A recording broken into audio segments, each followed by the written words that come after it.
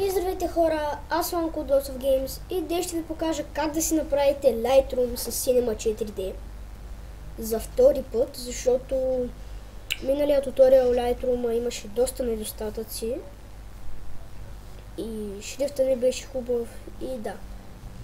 Да започваме. Значи отваряте Cinema-та, аз вече съм я отворил, това само си го наместа.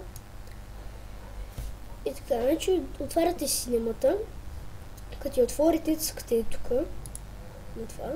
Това 800 го правите на 1280, а това 600 го правите на 720. Така. След което идвате на Save, това го правите на PNG. Цъкате и тези двете отметки. След което отидете на Anti-Aliasing и това геометрия го правите на Best. После цъкате Effect и Ambient Occlusion. И след това просто го затваряте това. И да. Значи, за да направите текст, цъкате на MoGraph, после No Text и се появява един текст. Значи това го правите на Middle. Вижте тук 50. Тук като си изтеглите Cinema-та имате доста шрифтове, обаче аз съм изтеглил тук един Batman Forever Alone. Ето го. И ще го оставя да си го изтеглите. Доста е як, както се вижда. И tada. Значи правите си текста, нагласявате му шрифта и сте го настроили тук на 50. Значи този текст, така. Преди да почнем да правим какво ще правим, цъкате тук камера, задържате по-скоро с левия бутон и после цъкате и си имате камера. Така. Значи вие ще си направили текста, копирате го и го поставяте да стане два пъти текста. Така. И сега, вторият текст, нали, първия го направихме на 50, съответно и втория ще е на 50, защото ще е копия. Втория го правите на 80, отидете на първия, който е 50 см, и после цъкате на Caps, после това как го правите на Fillet Cap, това също, и това го правите на 3. След което това го местите по средата. Е така. Ще е добре. Не. Да, е така. Така лекичко. Да, е така е добре. Вижте как се получи самият текст. Сега. Значи задържате и тук на това и цъкате Light. Така, само се махна камерата. Значи, да, забравих да кажа, че с синята черта местите напред и назад, с червената наляво и надясно и с зелената нагоре и надолу. Да. Значи, сега това нещо го местите на малко така, напред и после го дърпате малко нагоре.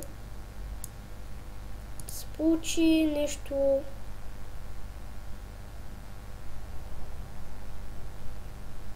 Чакайте малко.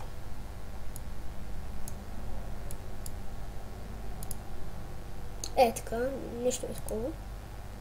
И да. Значи сега това нещо, тази светлина или кружка, или както искате я наричайте, я копирайте и я поставете да станат две такива.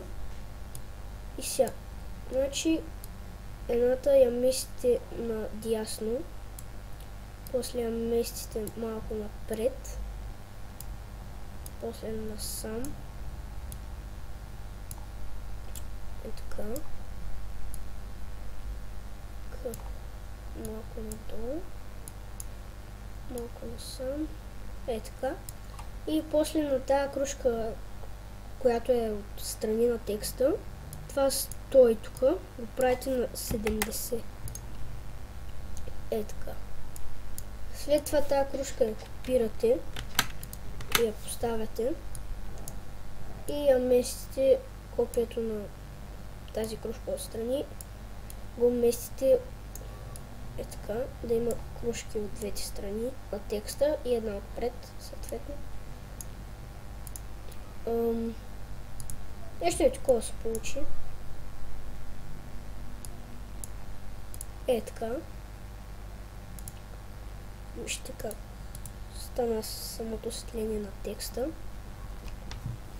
И всъщност на тази кружка отпред, това го направете на 90, да не е толкова светло. Е така. Това е доста добре. След това да съберем тези кружки на едно място. Задържате я тук и цъкате много. Обаче след това ще ни трябва и един плейн, така че задържате и правите един плейн и за плейна по-късно. Значи то 0, цъкате върху него и цъкате тук на Basic. И това много го изтривате и пишете Lights, е така. И вижте. След което задържате Ctrl, цъкате върху плейна и трите кружки и ги пускате тук, в това. И да. Значи на плейна цъкате тук два пъти. Това долното стане червено. И сега да го разместим както трябва. Значи цъкате върху плейна. Цъкате тук това. Завъртате го.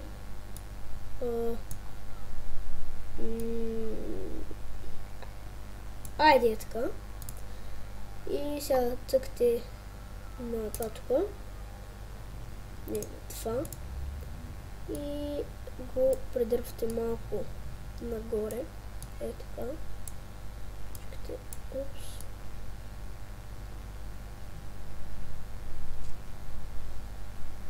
Ами да стане нещо е такова. Е така. И така. И да. Така. Да. Значи сега да направим текста цветен. Цъкате тук два пъти с ляв бутон и ви се появява това нещо. Отваряте го и тук си избирате цвят. Аз ще направя няколко цвята. 7-8 някъде. Значи първият ще е червен, втория ще е оранжев. Е така. Третия ще го направя да е жълт. Мисля малко на оранжев. Е така. Жълто. После бяло. След това обикновеното. След това малко по-тъмно сиво. И след това още по-тъмно сиво. Някакво е такова. След това ще сложа зелено.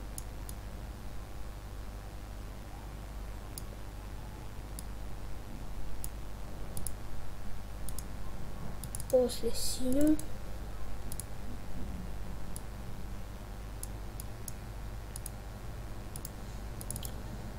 Лилаво.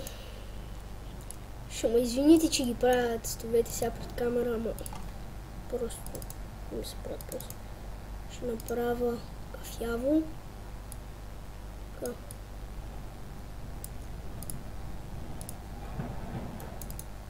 И съответно черно. Ето ги цветовете. Ще ги намерите в като качеля Lightroom, като си го изтеглите и да. Значи как да ги сложим? Хващате примерно червеното и го местите тук. След това не знам, хващате синьото и го местите тук. И да, вижте как стана. Или пък да ги обърна ли? Да видя как ще се получи. Това е така, ще ги оставим. И да. Чакайте да видим. Да, така ще ги оставим, защото така повече ми харесват. Чакайте само. Мали, не знам дали ще чума отвънка мина един мотор и ми изкара къла. И... не забравям нещо. Не. Добре, хора. Надявам се клипа да ви е харесал.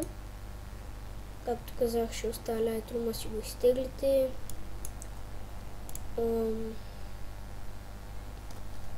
Цветовете, всичките цветове в цялата гама. Не съм добавил, например, резидаво и такива, някакви нюанси на жълто, синьо, такива глупости. Просто добавих някакви цветове. Да, ще добавя още едно синьо. Така, някакво. Да знам, ще помисля и ще сложа още един-два цвята преди да кача Lightroom. И да. Надявам се какво ви е харесал, което така харесате го в YouTube. Абонирайте се. И да. Ще си оставя скайпа в описанието също, ако някой има проблем с Lightroom или с Cinema да ми пише. И ще се видим в следващия клип. Чао!